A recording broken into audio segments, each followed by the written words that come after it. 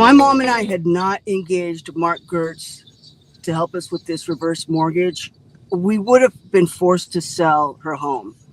And she would be living some other place where she just wouldn't like it as much.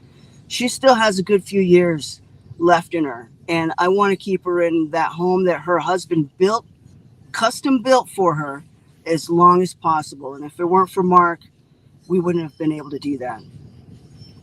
As the months are going by, my mom's property is falling apart because she can't pull any equity out of her home. And mind you, she has a ton of equity, like a ton of equity that is untouchable.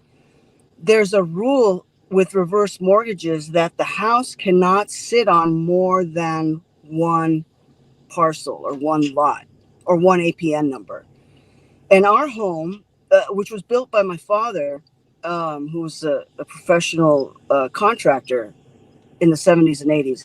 Anyway, he never transferred those lots into one lot. Everything's in 10 separate lots to this day. And the house is on 3 lots, sits on 3 separate lots. So we were in process. My mom had already done the credit counseling. And then Mark tells me, Caelo, I'm sorry, but this one isn't going to work because the house sits on 3 lots.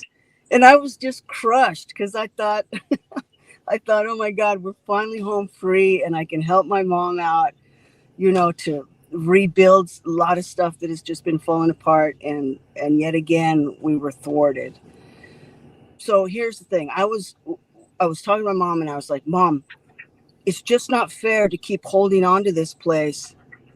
It's such a beautiful property, gorgeous, in a really up and coming area of Southern California.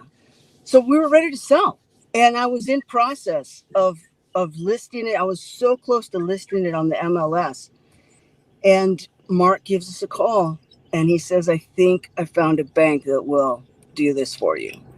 But Mark made it happen. He did find the right bank and it did go through.